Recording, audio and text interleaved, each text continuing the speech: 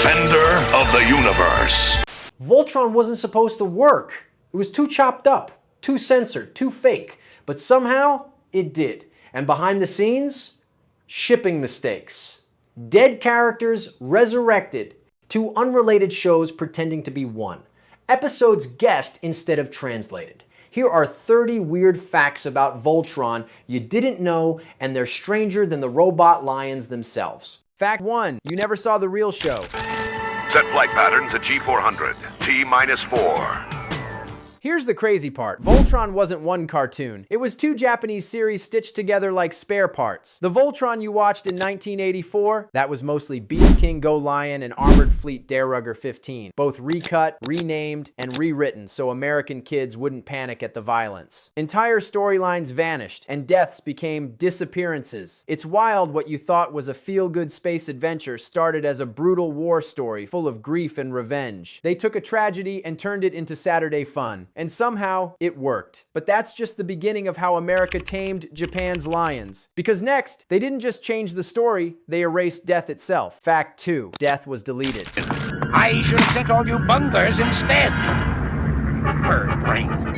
Imagine an anime where characters die horribly and then watching the American version where everyone goes to the repair bay. That's Voltron. The US team scrubbed every single death scene. Soldiers became robots, planets became machines, and explosions meant no one got hurt. They even redubbed screams into metallic sound effects to dodge censorship boards. It's like a galactic cover-up where the bodies turned into bolts. The strangest part? Kids never noticed, but adults in Japan were stunned by how cheerful the American dub felt. It's the same footage, but a completely different universe. And this censorship didn't just save lives, it saved one pilot who was supposed to die early on, because the next secret rewrote a hero's fate forever. Fact 3. Sven didn't recover. His counterpart died. Whoa! You remember Sven, the cool-headed Blue Lion pilot who went off for medical treatment? That's not what really happened. In Japan's Go Lion, his character Takashi Shirogane dies violently early in the series. The US producers couldn't show that, so they re-edited scenes, spliced in footage of his look-alike brother from later episodes, and told kids Sven was recuperating.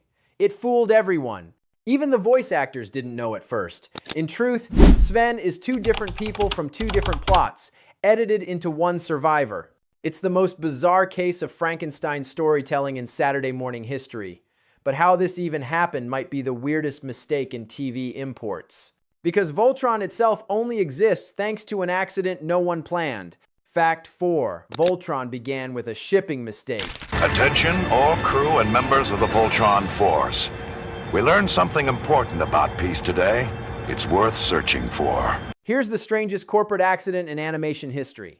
In 1983, World Events Productions asked Toei Animation for The One with the Lion.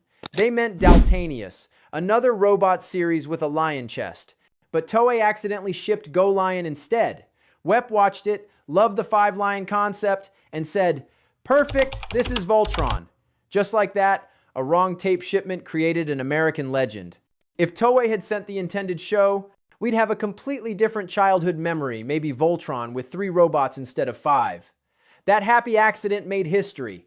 But what they did next might be even stranger. They fused 2 entirely unrelated series into one brand, and that mashup changed how we saw the universe of Voltron forever. Fact 5. 2 unrelated shows, one brand. Captain, the radar's been damaged. The truth is, Voltron was a marketing invention. Go Lion became the Lion Force, and Dairugger 15 turned into the vehicle team. Different plots, different villains, totally separate worlds, but the U.S. version acted like they were all one big cosmic saga. It was like combining Star Trek and Transformers and pretending it was one story. Kids never knew. Adults didn't care. It sold toys, and that was enough. Behind the scenes, writers scrambled to make these puzzle pieces fit, inventing the Galaxy Alliance to connect them. It worked, sort of. But even after exhausting the original Japanese episodes, demand didn't stop. Viewers wanted more. So America did something Japan never imagined. They made brand new Voltron episodes from scratch. Fact 6. Brand new episodes made just for America. It's an enemy attack! Hold it, just settle down. What? The enemy? After burning through all 52 Go Lion episodes, the US producers didn't quit. They commissioned Toei to animate 20 more episodes exclusively for American TV. These Lion Force stories introduced Queen Merla, new villains, and brighter tones meant to appeal to US audiences. The wild part? Japan never saw them. For Japanese fans, Voltron simply ended. For Americans, it kept evolving into its own universe. It's one of the earliest examples of a trans-Pacific reboot years before that term even existed. The show had officially become its own mythology, half import, half invention. But Voltron's biggest cinematic event wasn't born from creativity.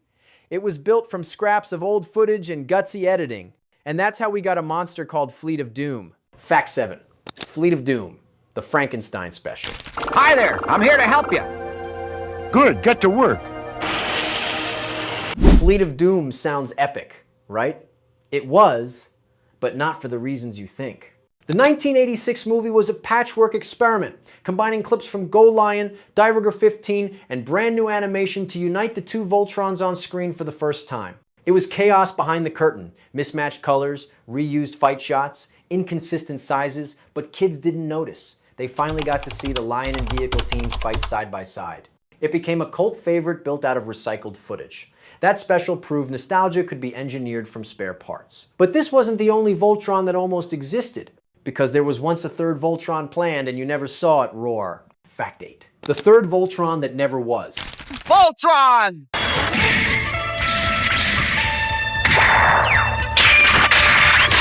Believe it or not, there was supposed to be a third Voltron on TV, Gladiator Voltron, based on Toei's Albigus. Wep even licensed the toys and advertised it as Voltron 2. But before the show could air, the Lion Force exploded in popularity, leaving the new one stranded. Kids got the toys for a series that never existed. It's one of the strangest marketing flops in animation history, selling a dream before it ever hit a screen. The Albigus robots looked amazing, but they never formed the emotional bond the Lions had. So the second Voltron vanished quietly into toy aisles. Yet that canceled project left a clue about how far the brand would stretch. Because soon, even the villains were getting rewritten. Fact 9. Vehicle Team's enemy wasn't Lion Team's enemy. Here's a twist most fans never caught. In Japan, Go Lion and Director 15 were two totally different universes, different villains, timelines, everything.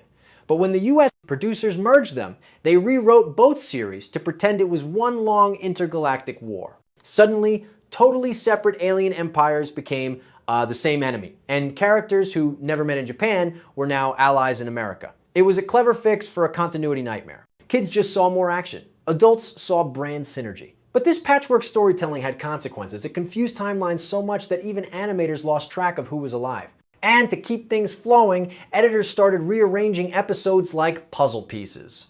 Because next, they didn't just rewrite stories, they rewired the order of time itself. Fact 10. Out of order by design.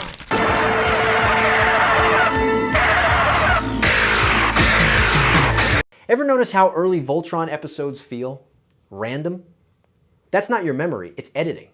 The US. Team cut and shuffled entire storylines from Go Lion, turning a tragic war arc into a safer Monster of the Week format. Characters who died later appeared again. Plot points reset mid-season. This was done to soften tone and make Voltron work as syndicated TV for kids who might tune in any afternoon. Continuity was sacrificed for accessibility. The result? A series that felt both epic and oddly disconnected, like a dream with the scenes out of sequence. Still, it worked. Kids kept watching, blissfully unaware they were seeing a scrambled narrative, but the chaos didn't stop there. Because once those episodes ran out, producers broke another rule of adaptation and made new ones themselves. Fact 11. The official total isn't what you think. Commander Hawkins, Captain Newley, glad to see you're okay. If you grew up quoting Voltron episode numbers, here's a shocker. That 124 total you always see, it's not from one show. It's a mashup of 2 Japanese series, 52 Go Lion episodes, 52 Director, 15 episodes, and 20 US. Made originals, plus the special Fleet of Doom. That patchwork number became official, even though no single storyline actually reaches it. It's like counting 2 novels, a sequel, and a fanfic as one book. Still, the total stuck for decades because fans loved a clean number. But while those episodes blurred the line between Japanese and American production, another invisible force held it all together, one voice every fan knew, even if they never realized who it was. And his voice might sound very familiar. Fact 12. The voice that made Voltron roar.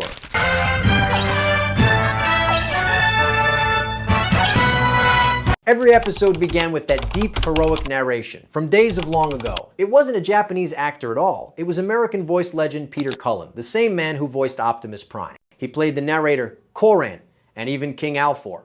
His calm authority glued the chaos together, turning a scrambled dub into something that sounded mythic. Cullen's delivery made recycled footage feel epic and stitched two completely different universes into one believable legend. Without him, Voltron might have been forgotten alongside dozens of other dubbed imports. But even legends can hide darker sides. As the edits got heavier, something strange started happening to the storylines themselves. The human characters were being erased and replaced by something else. Fact 13. Robotized casualties. This is an emergency. Stop all repair work and return to your posts immediately. If you ever wondered why so many explosions in Voltron ended with sparks, not screams, it's because they turned people into robots. In Go Lion, soldiers and civilians actually died in battle, but US writers rewrote those deaths as malfunctioning droids to satisfy American broadcast censors. The irony? Some of those robot characters still bled in the original footage, they just painted it over. The edits became so extreme that entire themes about war and sacrifice disappeared. Instead, Voltron turned into a moral cartoon where nobody truly died. But that sanitized version came at a cost. When you erase pain, you erase purpose. And that's where one character's identity broke completely. Because Sven wasn't just censored, he was reconstructed from two ghosts. Fact 14. Sven, the human remix.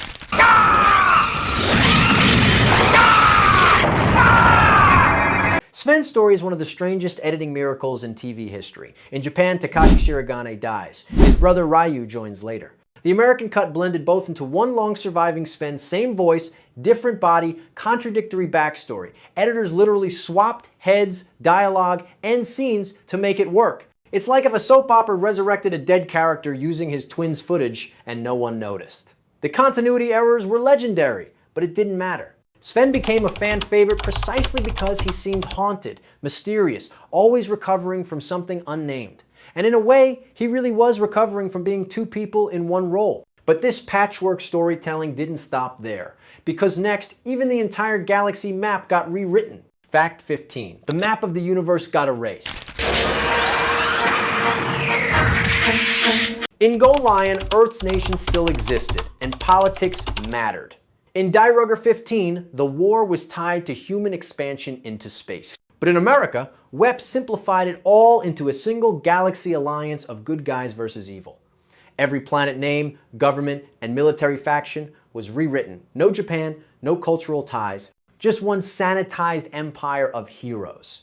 It made the story easier to follow, but also stripped it of context. Suddenly, Voltron wasn't a Japanese vision of future conflict, it was pure American space fantasy. It was the Cold War through a serial commercial lens. But here's the kicker. The writers who adapted it weren't even given real translations. They literally guessed the story as they went. Fact 16. Dialogue was guessed, not translated. No subtitles, no scripts, just raw footage. That's what the American editors got. So they played the episodes, tried to infer what was happening, and wrote brand new dialogue to fit. It's why Voltron sounds so different from other dubbed shows of the era. It wasn't a translation, it was a reinvention. Storylines were made up on the fly. Entire episodes were rewritten just to match lip movements. One voice actor described it as writing fan fiction in real time, and somehow it worked. The result was half space opera, half improv theater, and kids loved it. But this wild creativity came with an odd side effect. It erased some of Japan's deeper messages. Because another robot, the one they never used, still haunts Voltron's history. Fact 17. The lion that never roared. They've got incredible power. There's a ghost Voltron hiding in the brand's history, Daltanius. That's the show WEP originally wanted, the one with a lion chest and a totally different robot design. Because of that famous shipping mix-up, America got Go Lion instead, and Daltanius never made it to air. Fans still call it the Voltron that could have been. Toys and promo art floated around, teasing a version of the legend we never saw. It's like finding a blueprint for a childhood you didn't have. And here's the kicker, years later, when people asked why lions, the real answer was because an accident looked cooler. That alternate path still haunts the franchise, a what if with claws. But the show we did get became a habit. Daily reruns turned lions into a ritual. Fact 18, the birth of everyday Voltron. What? Ice cream and Vigisos? Syndication made Voltron part of the after-school routine. Stations ran Lion Force day after day, and kids soaked in those 5 lions like oxygen. That rhythm did something new. It created a proto-binge before anyone used that word. Meanwhile, Vehicle Team aired less often and felt like the other show. The vote wasn't official, but you could feel it. Playgrounds picked lions. The more stations replayed those episodes, the bigger the demand grew for more lions, more Eris, more Doom. That's why the brand kept steering back to Lion Force whenever it could. Repetition wrote loyalty into muscle memory. And when loyalty is that strong, you can sell a big crossover even if the pieces were never meant to fit. Enter a stitched-together movie event. Fact. 19, the special Japan never got.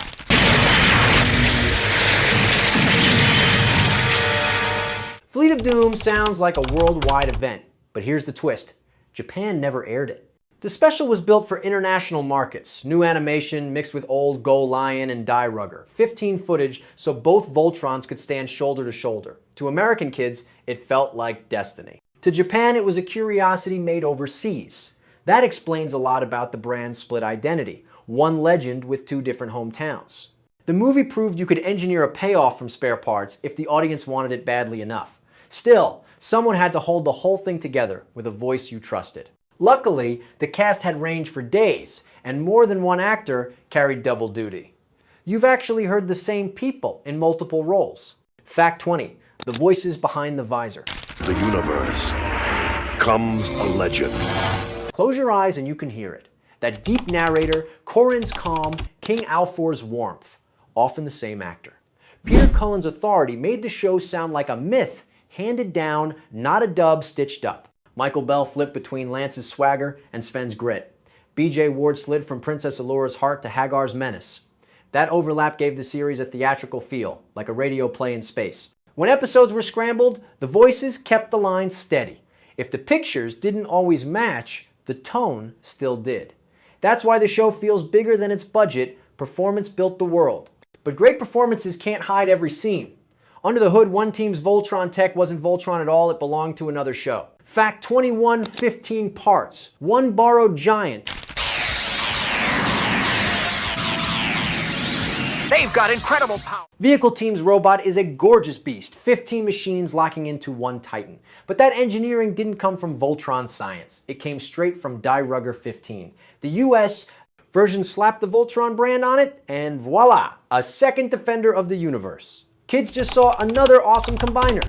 Editors saw an elegant rebrand that doubled shelf space. Truth is, the shows never shared a factory, just a label. That rebrand confused continuity but boosted the toy aisle. And once the label worked, the scripts leaned into the illusion. They kept nudging you to believe both teams lived in the same grand war, even if the source footage never met.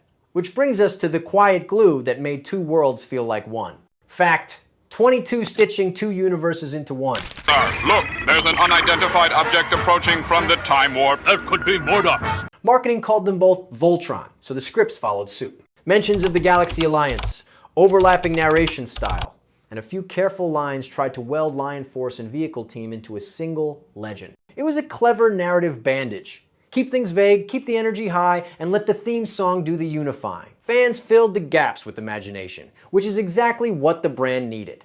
But once you accept 2 shows as one story, everything else gets easier to sell episodes, toys, specials. The machine kept rolling, and soon the success numbers got wild. That's when Voltron stopped being just a cartoon and became a marketplace. And that marketplace crowned a champion, fast. In fact, 23. The crown of the after-school throne. Which nobody can deny. By the mid-1980s, Voltron sat on top of kids' syndication, and the merch wave proved it. Lunchboxes, pajamas, die casts, Plastic lions that clacked together on bedroom carpets, it was everywhere. That popularity didn't happen by chance. It happened because the show matched the rhythm of a kid's day and gave them something to touch after the credits. Success this loud changes what studios greenlight next. Suddenly, executives saw cartoons as brands first, stories second. That shift fueled spin-offs, specials, and brand new episodes built for the market that was already buying. And when you're already selling out shelves, the safest bet is to add more to the version people love most. Which is why new Lion Force villains marched in next. Fact 24. The villains America ordered...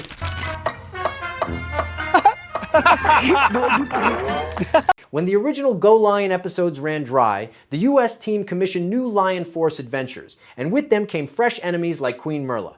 These stories brightened the palette, softened the edge, and aimed straight for American sensibilities.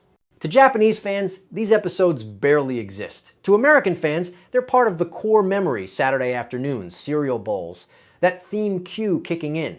It's a rare case where the export re-imports itself as canon somewhere else. The world of Arus and Doom kept expanding because the demand said so. And that demand is the through line of the entire legend. Accidents, edits, and audience love forging a myth together. But the last stretch of the story explains how that myth kept evolving, sequel after sequel. Fact 25, the toy that never got a show. See you in the pool.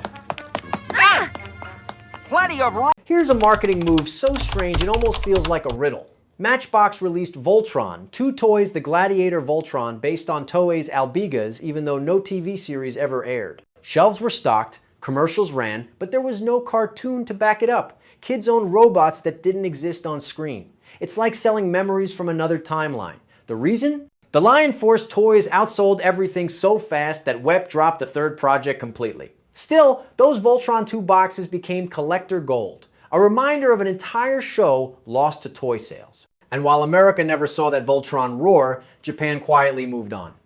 Meanwhile, behind the scenes, the franchise itself was becoming a global collaboration. Fact 26, the international DNA of Voltron. I have communication with the Drool's Neuron. Open the channel. Voltron wasn't just born from one country, it was a patchwork of nations and languages. A street. Lewis Company called World Events Productions licensed 2 Japanese shows, Toei Animation provided the visuals, and voice acting happened in Los Angeles. The toy deals ran through Matchbox, with distribution stretching from the US to Europe and Asia. That mashup of cultures gave Voltron its unique energy, half anime, half Saturday morning Americana. It's why the show feels both foreign and familiar at once. Most cartoons back then were local. Voltron was international before globalization was cool. That cross-border DNA would later shape every reboot that followed. But before the reboots, producers decided to clean up the canon once more by sorting the chaos into 3 neat piles. And that list changed everything. Fact 27, the list that defined the legend.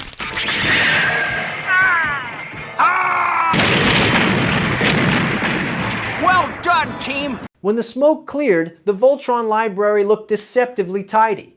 52 Go Lion episodes, 20 brand new Lion Force stories, 52 Die Rugger, 15 vehicle episodes, plus the special Fleet of Doom. That's the 124 total fans still quote today. The truth, though, is that these shows were never meant to line up, they just got bundled for simplicity. It's like putting 3 different novels in one box set and calling it a trilogy. Still, that marketing math made sense for networks and toy catalogs. Kids didn't question continuity, they just saw more Voltron. But the industry noticed something else, the formula worked. And when something works in television, it never stays still. Because soon, the Lions would rise again, this time in digital form. Fact 28, the many rebirths of Voltron. Explorer, what am I supposed to do? If Nerok causes trouble, it'll ruin my plan. You'd think Voltron would have ended in the 80s, but the legend refused to die. The 90s brought Voltron the Third Dimension, a 3D animated sequel that looked ambitious but uncanny. Then came Voltron Force in the early 2000s, mixing new pilots with the old crew. And finally Voltron, legendary Defender hit in the 2010s. Netflix's bold reimagining that pulled DNA from every past version. Each reboot reinterpreted the myth for its generation. Just like Superman or Batman, the lions got sleeker, the story's smarter, but that same spirit, the 5-forming one, never left. The franchise had evolved from accident to archetype. And yet, under all that polish, one simple truth still held power. The fans decided which version would live forever. Fact 29, the fan war that never ended. Chancellor Mordaught, it's a pleasant surprise to see you. Lion Force or Vehicle Team, which side were you on? That question split schoolyards in half back in the day. The Lion pilots had personality, the vehicle crew had complexity. In polls, toy sales, and fan letters, the Lions usually won, but not by much. To this day, conventions still debate which version counts as the real Voltron. The irony? They were never supposed to be connected at all. Fans welded the stories together the same way editors did decades earlier. That passion turned confusion into continuity. And it taught studios a lesson. Audiences will build the myth if you give them the pieces, but the entire legend, all the fusions, edits, and reboots, traces back to one bizarre mistake. The mix-up that started it all. Fact 30, the accident that built an empire.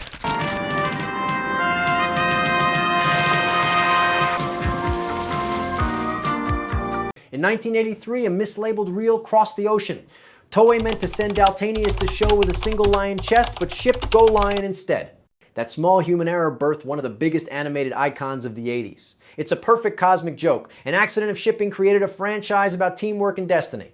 If Daltanius had arrived, Voltron might have had 3 bots, not 5. No lion pride, no form-blazing sword, no legend. Every rerun, every toy, every reboot, all of it traces back to that one mistake. Sometimes the greatest heroes don't start with a plan. They start with a mix-up that hits at the right moment. And that's why even decades later, Voltron still roars across generations.